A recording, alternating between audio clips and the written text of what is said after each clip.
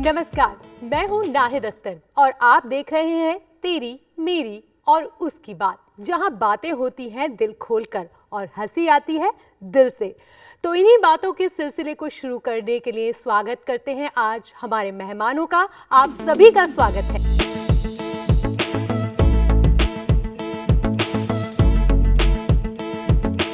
तो चलिए बिना देर किए बातों के सिलसिले को शुरू करते हैं। तो स्वागत है आप सभी का इस कार्यक्रम में और बातचीत का सिलसिला आगे बढ़ाते हैं और रूबरू कराते हैं हमारे आज के मेहमानों से। हमारे साथ मौजूद है मंजीत, जो कि होटल मैनेजमेंट की जिम्मेदारी बखूबी संभाल रही हैं और एक बिजनेस वुमन है। हमारे साथ मौजूद है पल्लवी, जो कि एक कोरियोग्राफर हैं और साथ ही फोक डांसर भी हैं। साथ ही सुप्रिया, जो कि नेशनल स्पोर्ट्स प्लेयर हैं और आरएसआरटीसी के अंदर ऑफिसर भी है। और ईशा, जो कि आईटी की दुनिया में जाना पहचाना नाम है और दिल से वो एक कथक डांसर है।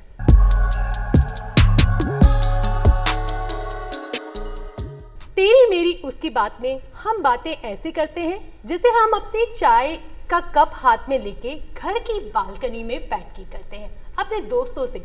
वो बातें जो हम दिल से करते हैं, वो बातें जो हम अपनी फैमिली की करते हैं, अपने बच्चों की करते हैं और अपने वर्क प्रेशर की करते हैं। तो बिना देर किए इस कार्यक्रम की शुरुआत करते हैं और बातें करेंगे दिल से और जवाब भी आएंगे दिल खोलकर। तो चलिए बातों का सिलसिला शुरू करते हैं मंजीत से। मंजीत, कहा जाता है ना कि आज की जो फास्ट लाइफ है ना, खुद की आइडेंटिटी कैरी करना बहुत ज़रूरी है। क्या लगता है आपको, अपनी आइडेंटिटी कैरी करने इजी है या थोड़ा सा टफ है? टफ भी है लेकिन इजी भी कर लेते हैं, मतलब ऐसी परिस्थितियाँ आ गई जो करना पड़ा। और पल्लवी, आपको क्या लगता है, अपनी आइडेंटिटी आज के वक्त में कैरी करना इजी है या टफ पड़ता है? मैम, इजी कुछ नहीं है, पर टफ के साथ हम हर चैलेंजेस हर दिन को लेकर हम आगे बढ़ रहे हैं। सुप्रिया से जानना चाहेंगे उन्हें क्या लगता है। हमारी जो लाइफ है, जो महिलाओं की लाइफ है, वो प्रति ईयर चेंज होती है। पहले जब बचपन होता है तब अलग चैलेंजेज होते हैं, अलग लाइफ होती है, और किशोरावस्था आते ही अलग लाइफ होती है। बहुत सारे परिवर्तन भी होते हैं, इसलिए लाइफ अलग होती है। संभाल के भी रखना होता है किशोरावस्था को। उसके बाद में वैवाहिक जो परिस्थितियाँ होती है उनमें अलग होती है। जब ससुराल जाती हैं तब महिलाओं की लाइफ बड़ी चैलेंजिंग भी होती है, पर उसको अगर इंटरेस्टिंग बना दें तो मज़ा आ जाता है। और उसके बाद में जो जॉब करते हैं तो उस टाइम तो प्रतिदिन चैलेंजिंग होता है, और प्रतिदिन चैलेंजिंग को इंटरेस्टेड बनाते हुए हम जो अपनी लाइफ जीते हैं उसके लिए बस आप और हम समझ सकते हैं। और ईशा, तुम्हें क्या लगता है? मेरी लाइफ बहुत टफ और इंटरेस्टिंग का मिक्सचर है। मैं हमेशा बैलेंस बना के चलती हूँ, तो इंटरेस्टिंग बनाने के लिए हर चैलेंज को यूज़ करना, उसको यूटिलाइज करना और उसमें मस्ती करना फुल, तो यही रहता है। बिल्कुल। तो जहाँ बात हो रही है कि सबसे ज़्यादा होता है कि सिचुएशन को हैंडल करना आना चाहिए, तो कुछ अच्छे फ़नी सी बात करते हैं, क्योंकि कहते हैं ना, जब कुछ महिलाएं बैठी हों, कुछ लड़कियां बैठी हों, तो बातें जो होती हैं वो हंसी मजाक से ही शुरू होती हैं। और हंसी मजाक में सबसे ज़्यादा इम्पॉर्टेंट हो जाता है गुस्सा, जो अक्सर लेडीज़ को आता ही आता है। मंजीत, जब गुस्सा आता है किस पे निकालती हो अपना गुस्सा? मेरा गुस्सा मैं मेरे बच्चों पे निकालती हूँ। अच्छा। और पल्लवी, तुम किस पे निकालती हो अपना गुस्सा? गुस्सा आता है तो डॉटर पे निकलता है, और डॉटर के साथ में फिर चलो अब मेरे साथ रील बनाओ, मेरे साथ डांस करो। और सुप्रिया किस पे निकालती है अपना गुस्सा? मैं तो मैम घर का काम करते हुए डांस करके अपना गुस्सा निकाल देती हूँ। अपना घर का काम भी हो जाए उससे, इसलिए उस गुस्से को वहीं निकालती हूँ। और ईशा, तुम क्या करती हो गुस्से के टाइम पे? मेरे हस्बैंड होते हैं सामने ज़्यादातर। मैक्सिमम लड़की यही करती हैं। ऐसे तालमेल बैठता है। अच्छा मंजीत, कहा जाता है ना, हमारा जो घर होता है ना, उसका सबसे इम्पोर्टेंट पार्ट होता है टीवी का रिमोट। जिसके हाथ में टीवी का रिमोट है ना भाई, घर में राज उसी का है। तो आपके घर के अंदर किसके हाथ में टीवी का रिमोट है? मेरे हस्बैंड के हाथ में रहता था। अच्छा, अब तो मेरे हाथ में। अच्छा। और पल्लवी? हमारे घर में तो हमारी बिटिया और हमारे पापा, इन दोनों के बीच में एक डिबेट होता है कि मैं टीवी देखूं, बट फिर मेरी बेटी जीत जाती है कि नानू मैं देखूंगी। और सुप्रिया, घर में किसके हाथ में टीवी का रिमोट होता है? एक्चुअल में मैम दोनों बच्चों के हाथ में टीवी का रिमोट रहता है, और फिर व्यवस्थाएं अगर गड़बड़ाती नज़र आती है तो टीवी का रिमोट गायब कर दिया जाता है। वो सबसे अच्छा और आसान तरीका होता है कि उस रिमोट को गायब कर दो जब राज अपना लाना हो। और ईशा क्या करती है ऐसी परिस्थिति में? वैसे कुछ टाइम तक हमारे घर पे टीवी नहीं था। हमने ये डिसाइड किया था कि हम टेलीविज़न नहीं रखेंगे घर में, इडियट बॉक्स कहलाया जाता है। तो लेकिन अभी थोड़ा स्क्रीन टाइम मैनेज करना पड़ता है बच्चों का, थोड़ा एजुकेशन के रिलेटेड भी होता है, तो रिमोट तो बेटे के हाथ में ही रहता है, बट हाँ कंट्रोल हम कर लेते हैं उसको। अच्छा, ये सारी एक छोटी मोटी दिक्कतें होती हैं जो शायद हर घर के अंदर होती हैं और जो लड़कियां होती हैं ना उन्हें सबसे ज़्यादा फेस करना पड़ता है। सबसे बड़ी प्रॉब्लम होती है खाना बनाना, कुकिंग ना। रोज़ का काम पता नहीं क्यों लड़कियों के ऊपर ही है, और खाना बना के चुपचाप कोई खुशी खुशी खा ले उससे बड़ा दिन कभी नहीं होता और उससे ज़्यादा खुशी कभी नहीं होती। मंजीत, कभी ऐसा हुआ है खाना बनाया हो, मैक्सिमम टाइम लोग उसमें मीख निकालते हैं, कमियां गिनाते हैं, कभी ऐसा हुआ है पूरी फैमिली ने चुपचाप खाना खा लिया और कोई कंप्लेन नहीं की हो? हाँ, होता है ऐसा? हाँ, एक दिन सारे परिवार ने एक्सेप्ट कर लिया था खाना वगैरह, और तो मुझे भी अच्छा लगा भी मेरी मेहनत सफल गई है। हाँ, तो पल्लवी, क्या रहता है, जैसे मंजीत ने बताया, आपके घर में क्या रहता है? कभी ऐसा हुआ है कि सबने चुपचाप खुशी खुशी खाना खाया हो? मैम, चुपचाप खुशी खुशी ही खाना खाते हैं, क्योंकि जब मैं खाना सर्व करती हूँ तो प्रेजेंटेशन ऐसे रखती हूँ तो लाइक सबका अगर कुछ ना कुछ होता भी है तो उनको देख के जो वाव। वो बहुत अच्छा तरीका है ना कि अपने आर्ट को ना सिर्फ अपने डांस तक बांधा बल्कि अपनी खाने की जो प्रेजेंटेशन है, खाने की टेबल तक भी सजा दिया। बहुत अच्छा तरीका है और शायद सबको ट्राई भी करके देखना चाहिए। क्यों सुप्रिया, आपके यहाँ क्या होता है? खाना आप ही बनाती हो या कभी कभी पतिदेव भी ट्राई करते हैं? ये मेरे पतिदेव मेरे साथ भोजन जरूर बनवाते हैं। अगर मैं भोजन बना रही हूँ तो सब्जी काटने का काम उनका होता है, और सब्जी हमेशा फ्राई मैं करती हूँ, बाकी छोटा मोटा काम में बिल्कुल हेल्प कर दें। और उसके साथ में मेरा बेटा है, वो 9 साल का है, पर वो भी खाना बनाने में पूरी हेल्प करता है। सही है, जब सब मदद कर रहे होते हैं ना तो वो कंप्लेन नहीं कर सकते कि नहीं भाई ऐसा खाना बनाया है, क्योंकि उसमें उनका भी रोल होता है, इसलिए कंप्लेन कम आती है। कंप्लेन तो कम ही आती है ना, बिल्कुल। ईशा से जानेंगे, ईशा का जो डाइनिंग टेबल है उस पे क्या हाल होता है? कंप्लेन्स आती हैं बहुत सारे या खुशी खुशी खा लेते हैं, या कभी कभी ये खुशी मिलती है कि आज बहुत अच्छा खाना बना? ज़्यादातर तो खुशी खुशी खा ही लेते हैं, लेकिन उनको पता लग जाता है कभी 15 दिन में एक दिन मेरा वर्कलोड ज़्यादा है तो बोलना नहीं है, डाइनिंग टेबल पे कुछ बोलना नहीं है, जो आ गया वो खा लेना है। इतना अंडरस्टैंडिंग है। मतलब जो घर का जो माहौल है वो ठीक करने का सबसे अच्छा तरीका है कि आज जो है घर के होम मिनिस्टर थोड़े गुस्से में हैं तो चुपचाप उस खाने को खा लिया जाए। अब बात करेंगे मंजीत से। मंजीत, बिजनेस वुमेन, खासतौर से होटल मैनेजमेंट संभालना एक बड़ा चैलेंजिंग वर्क है। होटल मैनेजमेंट इंडस्ट्री में कैसे आई, कैसे शुरुआत हुई? 2010 में होटल स्टार्टिंग करी थी, तब तो मेरे हस्बैंड संभाल लेते थे। अच्छा। तो 2021 में उनकी तबीयत खराब हो गई। ओके, उन्हें क्या हुआ था 21 में? उनकी किडनियां खराब हो गई थी दोनों। तो फिर मुझे ये देख के मेरी ऐसी परिस्थितियाँ हो गई जो मुझे होटल संभालना पड़ा। सिचुएशन टफ भी है लेकिन खुशी खुशी आगे चले गए, मतलब। हाँ, यानी ये जो मुस्कुराहट है ना, बस इसी ने आपका सब कुछ जीत लिया। क्या लगता है मंजीत, क्या टफ है? घर के नखरे उठाना, घर वालों के नखरे उठाना, या होटल के अंदर जो लोग आ रहे हैं उनके नखरे उठाना, क्या सबसे ज़्यादा टफ लग जाता है? होटल में जो लोग आते हैं उनके नखरे उठाना टफ है, लेकिन अच्छे लगते हैं, खुशी खुशी उठा भी लेते हैं। कैसे एक्सेप्ट किया सोसाइटी ने और फैमिली ने, कैसे सपोर्ट किया, कितना सहयोग मिला आपको परिवार से भी, और सोसाइटी को फेस करने में कितना मुश्किलें भी आई? वैसे मैं सोसाइटी को तो देखती नहीं, परिवार को देखते हैं हम तो। परिवार को देखना है, सोसाइटी को नहीं देखती मैं। तो पल्लवी, आपसे जानना चाहेंगे आपके लाइफ एक्सपीरियंस के बारे में। कैसी रही लाइफ और कैसी रही शुरुआत? लाइफ मैं बोलूँगी एक ही मिली है, बहुत अच्छी लाइफ है। कुछ आए हैं तो कुछ करके जाएंगे, तो बस इसी उससे करियर बहुत अच्छा रहा, पिताजी के साथ हमेशा रहे। और शादी के बाद एक करियर एक बार आया कि वो हमें स्टॉप करना पड़ा, चाहे वो किसी रीज़न से हो, चाहे फैमिली की वजह से हो। स्टॉप किया, बच्चे हुए, बेटी का जन्म हुआ। उससे पहले भी काफ़ी चीज़ें आई, और उसके बाद बेटी के जन्म के बाद कुछ लाइफ ने एक अलग टर्न लिया। टर्न लेने के बाद यहाँ आए, पेरेंट्स ने एक ही चीज़ बोला कि तुम बहुत दुखी हो। दुखी क्यों होना, तुम्हें क्या करना है बताओ। तो मैंने बोला मुझे डांस करना है। तो लाइक पापा मम्मी ने बोला करो, बिल्कुल करो, तुम जिसमें खुश रह सकती हो वो करो। तो मेरे पीछे मेरे पेरेंट्स और मेरी सिस्टर और मेरी बेटी का हाथ है। अपने आप को खड़ा किया, आगे बढ़ रहे हैं, हर दिन नया सीखते हैं, बेटी से नया सीखते हैं। अच्छा, यहाँ डांस की आपने बात की, वो कहते हैं ना घूमर हो या भवाई, एक्सप्रेशन जो होते हैं ना वो बहुत ज़रूरी होते हैं। तो वो एक्सप्रेशन कैरी कहाँ से करते हैं, कैसे करते हैं? मैम एक्सप्रेशंस तो देखिए ये अंदर से आता है, और जो भी अगर हम कोई भी नृत्य कर रहे हैं और उसमें जो बोल हैं, चाहे वो पिया के ऊपर हो, चाहे वो अपनी लाडली के ऊपर हो, चाहे अपने किसी भी चीज़ के ऊपर है, तो वो भाव अपने आप अंदर से आते हैं। आप ना सिर्फ डांस करती हैं, कोरियोग्राफर हैं, बल्कि आप बच्चों को ट्रेनिंग देती हैं, बच्चों को भी, बड़े आर्टिस्ट को भी, कई लोगों को आप डांस सिखाती भी हैं। बच्चों को सिखाना होता है ना, ख़ास तौर से बड़ा मज़ेदार होता है।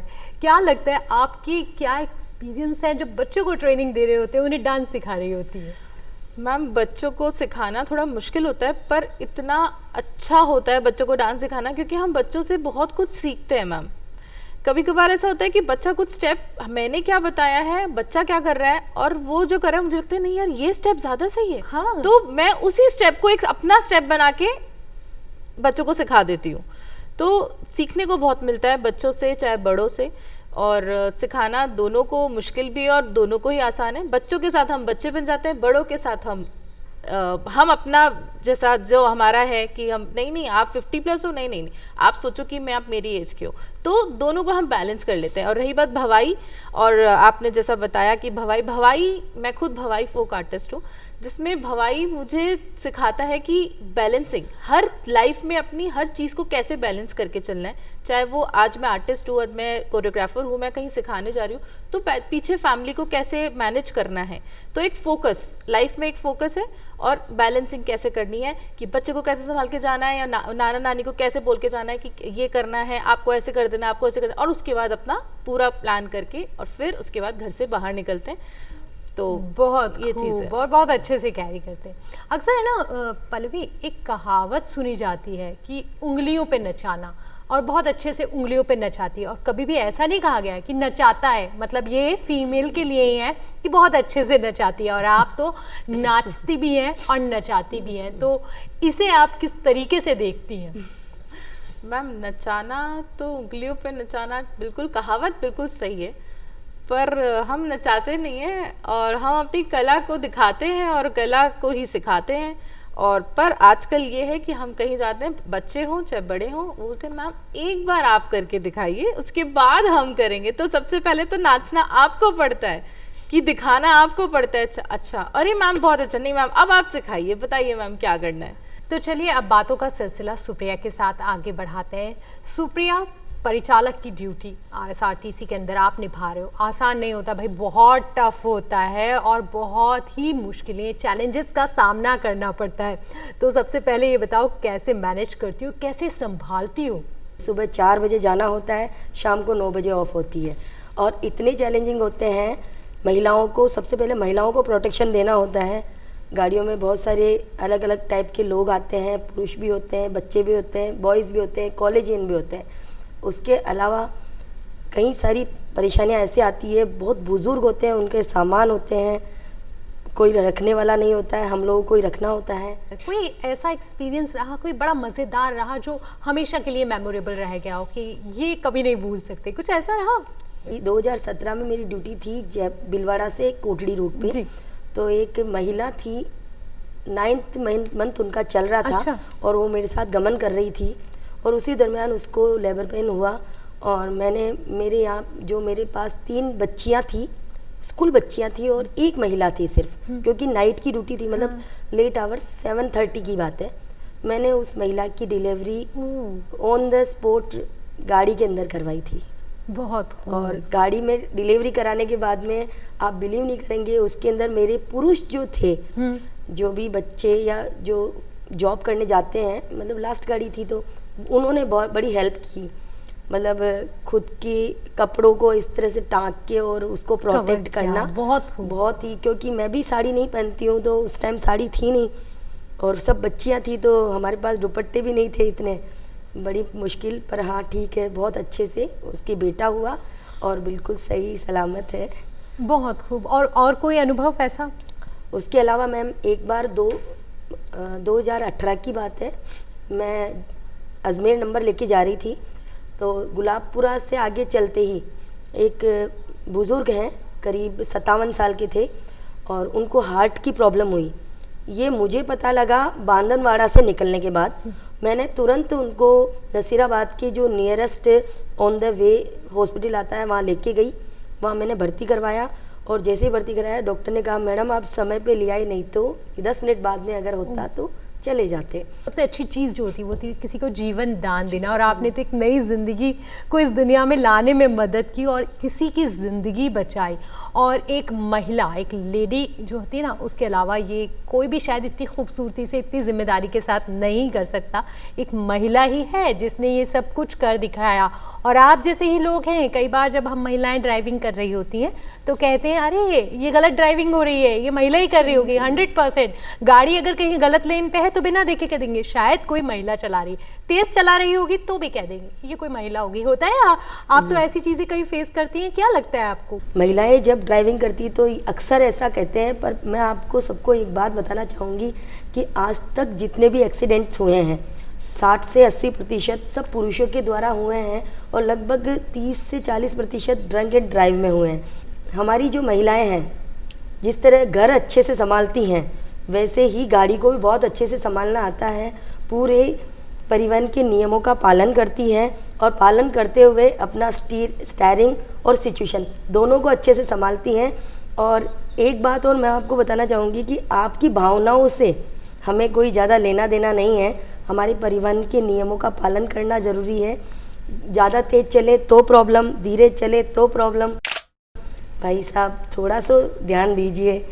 ये तो मैम उन भाइयों को निवेदन करना चाहूँगी मैम, जो कहते हैं अक्सर। बिल्कुल मैम, हाँ, घर में सबको सुनने को मिलता है मैम। ऐसा होता और है। एक बात आपको बताना चाहूँगी कि पूरे परिवार में 3 अगर महिलाएं हैं तो 3 स्कूटियाँ भी घर में हैं। हाँ। और उसके बाद में भी बाहर की जब महिलाएं चलाती है तो उनके ऊपर कमेंट करना तो गलत है ना, 100% गलत है। तो अपनी बच्चियां भी तो चला रही है ना, और हमें तो हर बच्ची को ड्राइविंग सीखना चाहिए।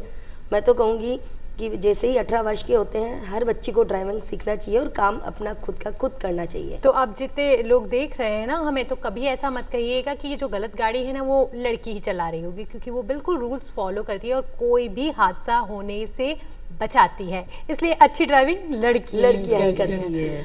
तो बातें अब करते हैं ईशा से। ईशा बहुत अलग अलग प्रोफेशन है, आईटी की टफेस्ट लाइफ, और जो डांस और आर्ट है, आप आर्टिस्ट भी हैं, पेंटिंग भी बनाती हैं, बड़ी अलग अलग है। कैसे मैनेज करती हैं, कैसे ये 2 अलग अलग जिंदगियों को एक साथ एक प्लेटफॉर्म पर लाती हैं? ऑनेस्टली स्पीकिंग मैं आईटी और आर्ट को अलग नहीं मानती। ये दोनों मेरी लाइफ के 2 बहुत खूबसूरत कलर्स हैं जिनको मैं एक साथ मिला के अपनी पूरी लाइफ का प्लेटर सजाती हूँ। ईशा, अक्सर कहा जाता है ना कि लड़कियां जो हैं वो चांद तक जाएं, और आजकल तो हर कोई कहता ही है कि भाई लड़कियां जो हैं वो चांद तक पहुंच जाएं। तो कभी आपके साथ ऐसा हुआ है? बिल्कुल, चांद तक पहुंच ही रही हैं लड़कियां। हाँ। हम जा ही रही हैं, बहुत आगे जा रहे हैं। पूरी फैमिलीज हमारा पूरा सपोर्ट करती हैं। फैमिली सिस्टम है हमारा ऐसा जो पूरा पुश देते हैं पीछे से। लेकिन ये बात भी ज़रूरी है कि हमें 2 रोटी बना के पूरा अपना सेटअप करके जाना है। फिर तुम्हें जाना है जाओ, आप अपनी चांद जैसी गोल गोल रोटियां जरूर बना के जाओ। तो आपके साथ भी ऐसा होता है कि चांद पर जाने से पहले, अपने जॉब पर जाने से पहले वो 2 रोटी जो है वो बनानी पड़ती है? My husband is a author और वो वेल रेड मैन है, तो पूरा सपोर्ट देते हैं मुझे। बट हाँ, ये बात है कि एक प्रॉपर रिस्पॉन्सिबिलिटी आपकी ही है। पूरा घर आपको, एटलीस्ट खाना तो आपको ही मैनेज करना है। यानी इस मामले में हम आपके हस्बैंड को ग्रीन फ्लैग जरूर दे सकते हैं, क्योंकि हर किसी को ऐसा नहीं मिलता। अक्सर लड़कियों की ये कंप्लेन होती है कि खाना तो हमको बनाना ही बनाना है। मैनेज करने में कौन हेल्प करता है सबसे ज़्यादा? क्या लगता है कि किसका सपोर्ट है जो सबसे ज़्यादा आगे बढ़ा रहा है और सब चीज़ों को मैनेज करने में ईजी कर रहा है? मेरी फैमिली, पूरी family, they are very very supportive. मेरे इन लॉज हैं, मेरे हस्बैंड हैं, मेरे पेरेंट्स हैं, और अब तो मेरा बेटा भी थोड़ा बड़ा हो रहा है, तो ही नोज़ कि मम्मा जाती हैं काम पे, एंड ठीक है, उसको वो भी अपना मैनेज कर लेता है। हर लड़की को अपने लिए टाइम निकालना चाहिए। तो मी टाइम में क्या करती हूँ? बहुत ज़रूरी है, बहुत इम्पॉर्टेंट है अपनी सैनिटी के लिए। मुझे ऐसा लगता है अपना दिमाग सही रखने के लिए भाग दौड़ में बहुत ज़्यादा चीज़ें हैं। कुकिंग भी करती हूँ, कुकिंग मुझे बहुत पसंद है। मैं खुद की पसंद का खाना बना के मैं खुद खाती हूँ। ओके, यानी अपनी हॉबी को भी थोड़ा वक्त देते हो। मंजीत, आपसे जानना चाहेंगे, ये मेरा ही वक्त है, किसी और का कुछ भी नहीं, वो होता है ना, उस टाइम में क्या करती हो? उस टाइम में बिजनेस वगैरह को भी मतलब सर्वेंट वगैरह कोई बोल देते तू संभाल, अब मैं तो चली अपना, और घूमने का ज्यादा है। घूमने जाती हो ये बहुत Friends अच्छी के चीज साथ करती ज्यादा। है, दोस्तों के साथ। Friends के साथ और ज्यादा। वाकई में ही जो दोस्तों के साथ जो हम घूम रहे होते हैं ना, वो सबसे सब भूल जाते हैं। मोमेंट होता है ना, सब भूल जाते उससे हैं। अच्छा कुछ भी नहीं कुछ होता भी कि नहीं जब है। हम दोस्तों के साथ घूम रहे हैं। पल्लवी अपने मी टाइम में क्या करती है? कुछ मेरे दोस्त ऐसे, अरे तुझे हमने इसीलिए तो रख रखा है क्योंकि तू हमें हंसाती है, तू हमें खुश रखती है। तो मेरे दोस्तों को भी अच्छा लगता है, मैं हंसती रहती हूँ और हंसाती रहती हूँ। तो और सुप्रिया क्या करती है अपने मी टाइम में? मी टाइम में सोशल वर्क करती हूँ, स्ट्रीट वेंडर्स और जो ये काम वाली बाई हैं उनके लिए काम करना अच्छा लगता है, तो मैं वहाँ जाके रिलैक्स हो जाती हूँ। बहुत खूब। और इन सब बातों से ऐसा नहीं लगता कि लाइफ के अंदर सबसे ज़्यादा इम्पोर्टेंट फ्रेंड्स होते हैं ना, वो आप अपने मी टाइम में अपने दोस्तों के साथ रहो और दोस्तों के साथ बहुत अच्छा टाइम स्पेंड करो, जैसे मैं खुद भी करती हूँ कि अपने टाइम अपने दोस्तों के साथ बिताती हूँ। अब कुछ सवाल होंगे जो फटाफट हम जानना चाहेंगे। ईशा, तुम क्या करती हो वैसे जब थोड़ा सा टाइम मिलता है कि आज मेरे लिए वक्त है, तब क्या करती हो? अब कुछ सवाल जिनके जवाब जल्दी जल्दी देने हैं। तो मंजीत, सबसे पहले चाय या कॉफ़ी? चाय पसंद करते हैं। अच्छा, सबसे ज़्यादा छुट्टी किससे चाहिए होती है? किचन से। अब बिजनेस में क्या चाहिए, स्मार्टनेस या थोड़ा धैर्य? धैर्य। पल्लवी से जानेंगे। तो पल्लवी, तुम्हें क्या लगता है, घूमर या भवाई? भवाई, भवाई फोकस और बैलेंसिंग। स्टेज या स्टूडियो? स्टेज। छोटे बच्चे या बड़े आर्टिस्ट? वैसे कभी कभार दोनों, और वैसे छोटे बच्चे, बहुत कुछ सीखने को मिलता है उनसे। तो आप सुप्रिया से जानते हैं। सुप्रिया, क्या लगता है, आप तो एक नेशनल स्पोर्ट्स प्लेयर भी हैं, हॉकी भी खेलती हैं, खो खो भी खेलती हैं, सबसे पहले ये बताइए, हॉकी या खो खो? हॉकी। RSRTC की जॉब या फिर स्पोर्ट्स? स्पोर्ट्स। ओके, खेल का मैदान चाहिए होता है या फैमिली? परिवार। परिवार। वाकई परिवार बहुत इंपॉर्टेंट होता है, कहीं ना कहीं खुद के लिए बहुत ज़रूरी होता है। ईशा से जानेंगे। भाई ईशा, आपको क्या लगता है कि कोडिंग या कथक? दोनों। दोनों। डेडलाइन या डिज़ाइन लाइन? Design line. और क्रिएटिव मूवमेंट, क्योंकि IT सेक्टर भी क्रिएटिव का ही है और डांस भी क्रिएटिविटी से ही आता है, पेंटिंग भी क्रिएटिविटी से आती है। क्या लगता है बेस्ट टाइम क्रिएटिविटी का क्या होता है? Early morning. Early morning. बहुत खूब। एक सवाल मेरा आप चारों से होगा आज। सबसे इम्पॉर्टेंट, चूँकि हम सब महिलाएं हैं, एक महिला के लिए सबसे इम्पॉर्टेंट क्या होता है, क्या होना चाहिए उसके पास? एजुकेशन होना चाहिए या उसमें सेल्फ कॉन्फिडेंस होना चाहिए या धैर्य होना चाहिए? क्या आपको लगता है? मंजीत, सबसे पहले आपसे जानना चाहूँगी, क्या होना चाहिए? धैर्य होना चाहिए। धैर्य। जीवन में होता है कि जब आप, जैसा आपकी ज़िंदगी का अनुभव रहा कि धैर्य के साथ धैर्य रहे। के साथ। पल्लवी, आपको क्या लगता है? एजुकेशन बहुत ज़रूरी है बिकॉज ऑफ नॉलेज, और सेल्फ डिपेंड होना, आत्मनिर्भर अपना, और कोई भी कला लाइक हो, अपना हुनर होना आप में बहुत ज़रूरी है। क्योंकि हम एजुकेशन लेते हैं, डिग्रीज मिलती है, डिग्री अगर आपके पास नहीं भी है किसी पर, आपके पास कोई हुनर है, कोई कला है, तो आप उसको लेके आगे बढ़ के चल सकते हैं और आप बहुत कुछ कर सकते हैं जीवन में। सुप्रिया से जानेंगे। सुप्रिया को क्या लगता है? कॉन्फिडेंस, सेल्फ कॉन्फिडेंस और शिक्षा दोनों ही जरूरी है। कुछ दिनों पहले 2008 में मेरे पिताजी का देहांत हो गया था।